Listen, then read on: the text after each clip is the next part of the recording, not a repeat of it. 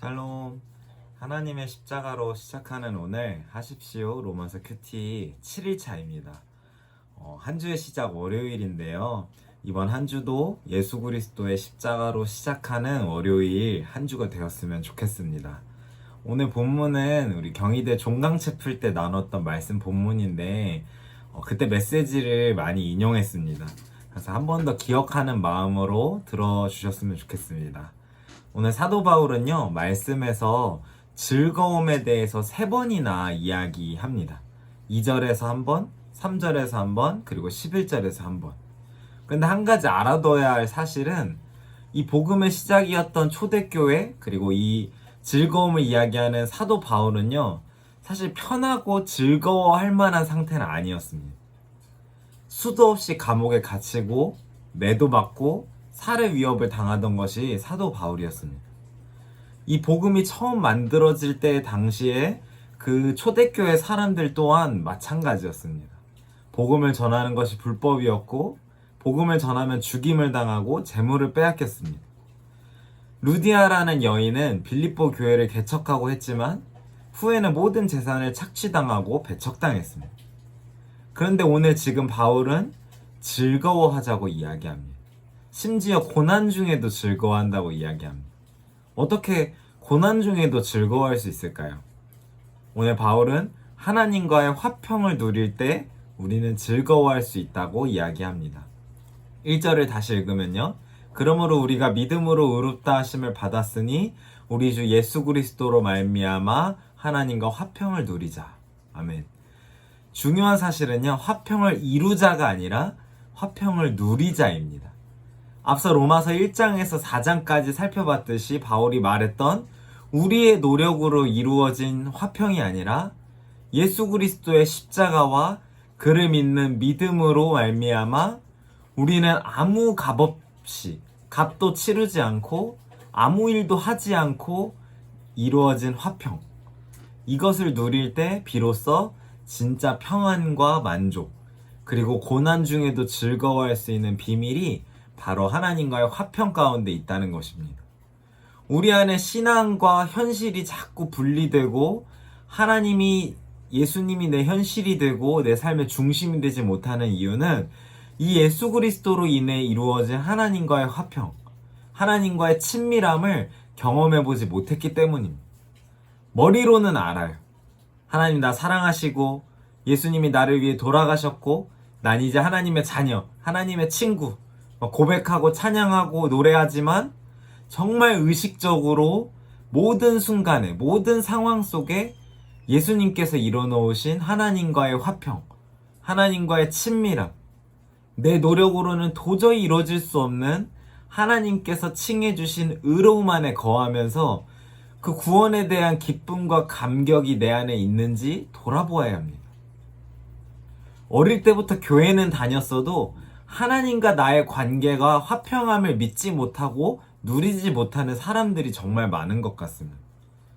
너무나 당연하게 오랫동안 하나님이 나 사랑하시고 나 구원하시고 어쩌고 저쩌고 들어오다 보니까 그냥 아무 감흥 없이 아무 의심 없이 당연하게 아멘 아멘 하면서 살아오다 보니까 이제 나이 먹고 대학생쯤 돼 보니까 막상 피부로 와닿고 내 앞에 부딪혀지는 현실은 너무 척박하고 힘든 거죠. 그래서 자꾸 무너지게 되고 현실과 믿음이 분리되게 돼요. 그렇게 하나님의 사랑에 대한 감격과 화평함을 통한 기쁨과 평안을 누리지 못하니까 자꾸 다른 현실적인 일시적인 것들로부터 찾게 돼요. 돈으로부터 찾고 어떤 사람으로부터 찾고 관계로부터 찾고 어떤 성취로부터 찾고 반대로 예수님께서 이뤄놓으신 하나님과의 화평함, 친밀함, 그 안에서 흘러나오는 풍성한 기쁨과 만족, 이것을 누리는 사람은요, 오늘 말씀에서처럼 그 어떤 상황에서도 현실에서도 환난 중에도 소망을 잃지 않고 기뻐하는 삶을 살 수 있습니다. 여러분, 잘 되고 잘 나가고 좋은 환경 속에선 누구나 감사할 수 있고 좋은 사람이 될 수 있어요. 근데 진짜 예수님을 믿는 믿음, 신앙의 능력은요, 어떤 삶의 피폐함과 척박함, 고난 속에서도 그리스도인의 삶의 길을 뚜벅뚜벅 걸어가게 하는 이 복음의 기쁨, 하나님과의 화평이 나를 사로잡는 삶. 그래서 현실이 내 삶의 결론이 되지 않고, 눈앞에 있는 고난이 내 삶의 결론이 되지 않고, 나의 화평함, 친밀함이라는 표현조차 부족할 정도로 내 안에 들어오셔서 나와 하나가 돼버리신 이 예수님 안에서 소망을 얻고 즐거워하는 삶. 고난마저도 나에게는 변화되고 성숙해져가는 기회요, 연단임을 고백하는 삶. 이런 삶을 사는 저와 여러분 되기를 축복합니다. 그러면 어떻게 하면 이런 소망을 품고 하나님과의 화평함을 누릴 수 있을까요? 그 비밀은 예수 그리스도의 십자가를 날마다 바라보아야 합니다. 5절부터 8절까지 요약하자면 예수 그리스도께서 우리를 위하여 죽으심으로 자기의 사랑을 확증하셨다고 이야기합니다.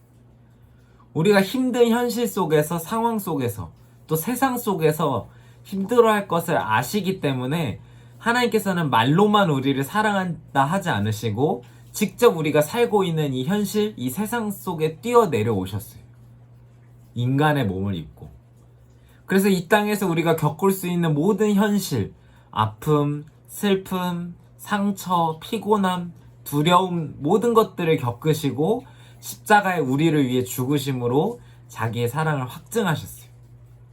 근데 문제는 우리가 그것을 너무 당연하게 여기며 살아온 태도인 거예요.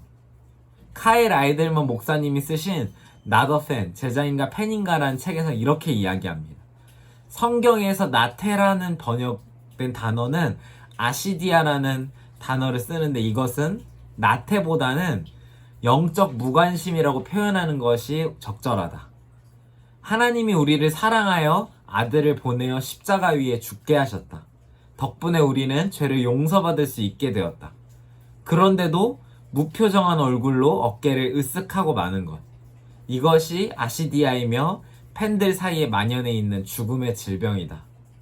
여러분, 오늘 내가 십자가를 대하는 태도, 십자가를 바라보는 마음에 따라서 우리의 삶이 달라지고 오늘 하루가 달라집니다. 우리가 하나님의 사랑을 깊이 알고 예수님이 이뤄놓으신 하나님과의 화평을 누리려면 내가 어떤 형편에서 구원을 받은 사람인지 알 필요가 있습니다.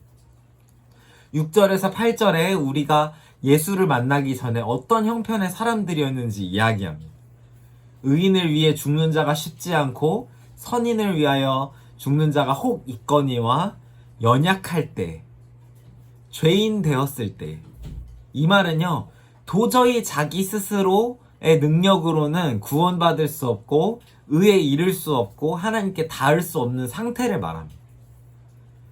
그런 죄인이었을 때 그렇게 나를 사랑하신 하나님인데, 이제는 하나님과 화평을 누리게 된 뒤에, 하나님과 화해하고 난 뒤에는 얼마나 나를 더 사랑하시고 나와 화목함을 누리길 원하실까? 그게 10절 11절에 이야기하는 거예요. 그의 살아나심으로 말미암아 구원을 받을 것이니라. 그뿐 아니라 우리가 화목하게 하신 예수 그리스도로 말미암아 하나님 안에서 또한 즐거워하느니라. 이 말씀을 믿고 하나님 사랑 안에, 십자가 사랑 안에 감격하고 기뻐하는 사람은요, 환난과 두려움과 내 실패 속에서도 즐거워할 수 있어요. 그 모든 순간 속에서 하나님께서 내 안에 계시고 나와 화평하시고 나를 하나님 백성으로 나를 만들어 가시고 바꾸어 가시니까. 그래서 여러분, 별다를 것 없이 평범한 일상을 살아가는 분들도 있고요, 불안과 염려가 가시지 않는 상황 속에 살고 계신 분도 있을 거예요. 또 어떤 분들은 반복된 죄와 실패 속에서 무기력하게 살고 계신 분도 있을 거예요. 그런 분들 모두가 오늘 사도 바울의 말씀처럼 이미 이뤄놓으신 하나님과의 화평, 친밀함을 누리고 십자가 사랑을 묵상하는 연습을 하는 오늘이 되길 소망합니다. 그래서 십자가 복음, 구원, 하나님을 믿는 믿음이 여러분의 현실이 되고 여러분의 결론이 되는 하나님과의 화평함을 온전히 누리는 저와 여러분 되기를 간절히 축복합니다. 사랑합니다.